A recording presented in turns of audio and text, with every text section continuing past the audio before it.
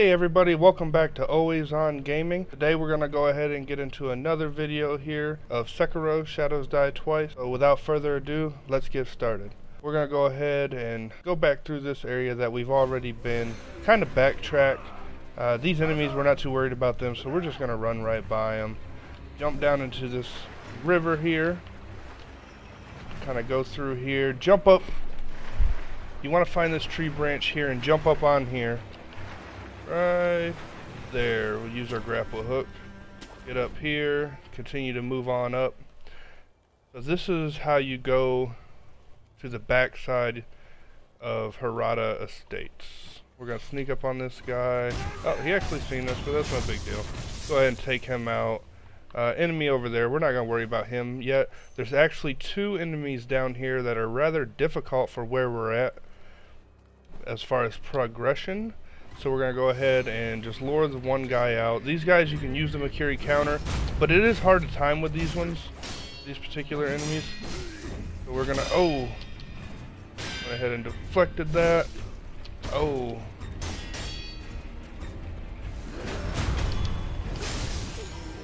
Alright. We're going to go ahead and drink up before we take on this next guy. He's basically the same enemy, slightly harder. So whenever they do that thrust, the timing is a little later than I always anticipate. That you can jump over, do that head kick, and again he'll do the thrust, Sekiro counter, and finish him off just like that. Awesome. Bulging coin purse. So we'll go back here, pick up these two items. Got a pellet and a balloon of soul. There's also an item through those branches there. We can go and get that later. I actually missed that. We've already went past that area. I just forgot to pick that item up. So we're going to run back through. See an item here I have never seen before. Not sure how to get that. I've never noticed that before. Looks like I can get it from up top there. And, I can actually just crouch and go up in here. Oh, another balloon. Those basically give you buffs to pick up either more skill points or more money, whichever one you pop. There's actually a few different ones. So we're going to go ahead and go right to the back here. There's an enemy right here. If we were really careful, we could actually assassinate him silently, but we're not too worried.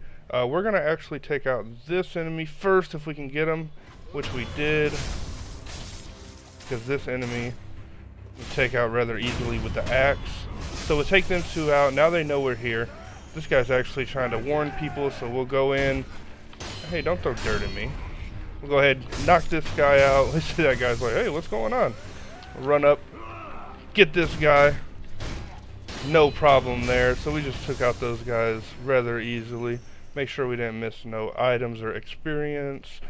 Flash money. Go ahead and jump up here. Yep, jump right up here. Do a little wall jumping. Up. I can do it right.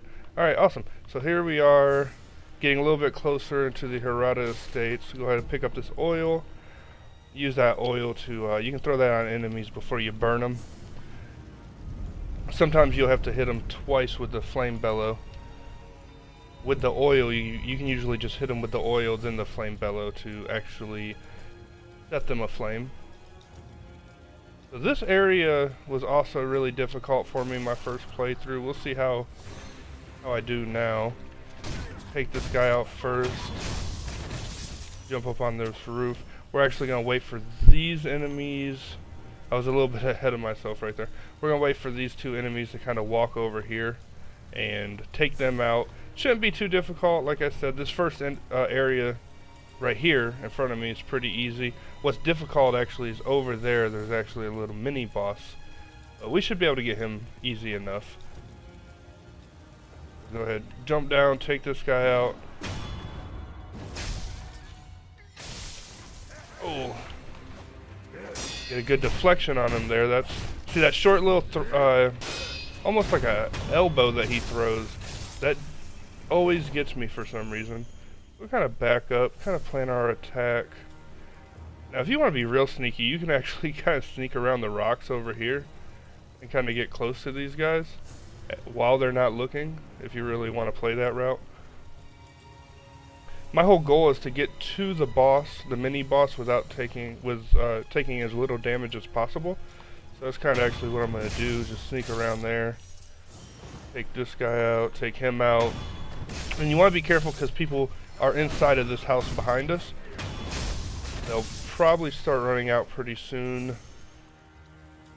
It looks like I didn't aggro any of them. We'll go ahead and, like I said, there are, I think, 2 or 3 enemies in this house. Oh, looks like one's seen me. Just walking through walls. Oh, it hit me with dirt, even though there's no dirt to be found. That's alright. Took him out easy enough. One thing I learned through my first playthrough is aggression is really key in this game.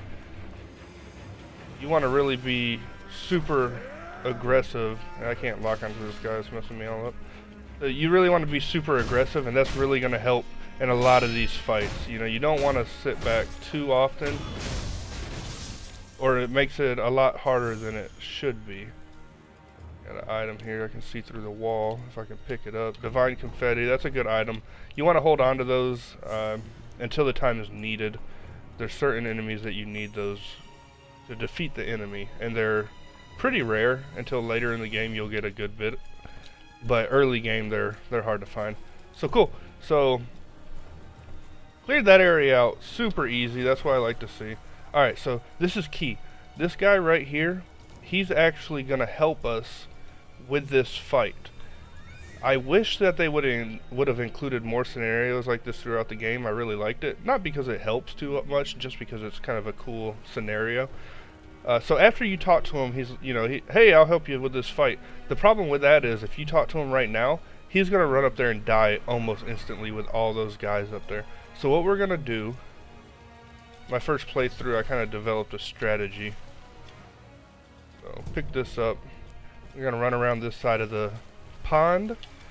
Kind of go up into this house. You'll see there's an enemy here that we can actually do a death blow on. Sweet. This enemy kind of... These guys with the torches, they try to signal other people, which if the enemies are close enough, they will indeed signal. So what we're going to do now, we're going to run back to this guy, and we're actually going to talk to him. You've done well to come this far. Let the audio play out. For a worthy shinobi, my duty is to protect the young lord, Lord Kuro. Lord Ishi would never forgive me should I fail. Let us fight together! Alright, cool. So he's going to start running through there to fight them. What you want to do, run back through where you just killed those 2 enemies. And the reason I killed them first is so you can run through this area fast. Run around here, slide. Oh, I was actually seeing that usually doesn't happen. I ran a little bit too much, but that's alright. So you just want to take out as much of these people as you can as fast as you can. You want to try to save this guy, basically, so he can actually help you fight the mini boss. Oh, but he is actually dead, so that's fine. Oh.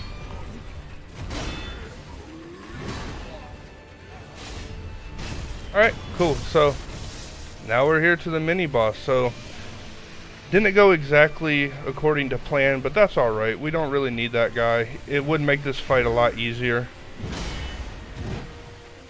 but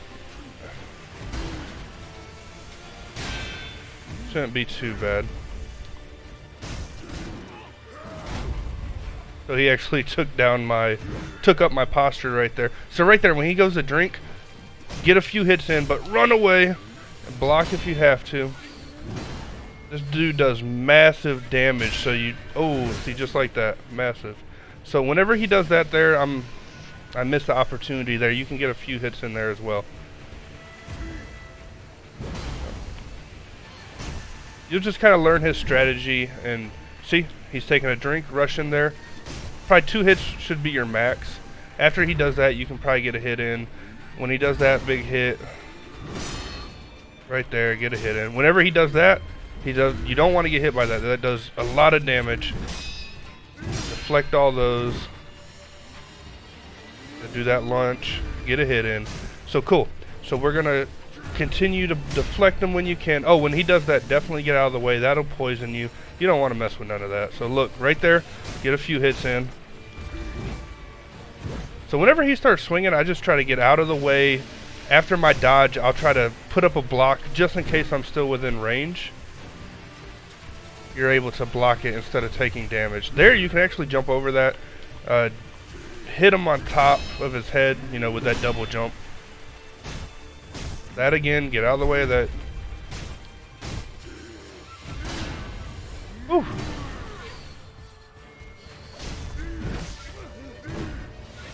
I'm gonna go ahead and heal up. And you know, he's one hit from his second bar. So we'll go ahead and just take that health out. So cool, we got him there. Got him down to his last health bar here. Oh, I missed and got hit, so that's unfortunate there. That is not what I wanted to happen. Almost got poisoned as well, so that was not cool. That's not what you want to happen. So once again, we'll go back to our strat. He doesn't change from his first stage to the second stage. He's just pretty much the same. So we're gonna keep on. Look right there, we started early, so we were able to get a lot of hits in there. That's awesome. So sometimes he'll do that like a one-hit combo. Oh, he got me good there. So we actually need to pause. We need to equip an antidote. We're gonna heal first, and then we need to take this antidote. So he got me good right there. I'm actually out of gourds. I actually try to double jump on top of his head, but what I do a lot of times, instead of jumping on someone's head, is I'll jump backwards away from them, just trying to get out of range of their attack, which works, but it's definitely a lot more effective if you can jump on their head, because it'll give them that posture damage. So I keep getting a little too overconfident. I definitely want to be careful, keep working them. You know, this fight is pretty easy if you can just attack them when you have an opening. Go ahead, not yet. I want to take another pellet, but I want to wait till I have an opening. So right here, take a pellet. I could have probably hit him there instead, but that's alright. So there, let's run around him. Oh, he did two. It's alright though. Got a hit in. So here he's drinking. Go ahead, get a few hits in, and run away. There, I could have got a hit in too. Whenever he does that breath, if you just run to the side of it. Cool. So, go ahead and take him out there. That we could have jumped over. Go ahead, deflect that.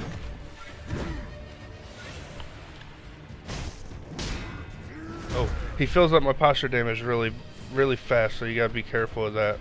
Oh, he got me in a corner. Was able to jump off that building there and get away. That, he got me really good there. You know what, I'm not even gonna worry about healing up. I don't think I need to.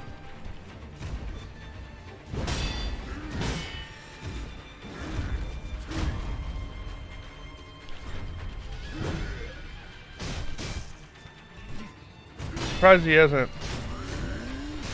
drank his juice, but that's alright because he's dead. Sweet.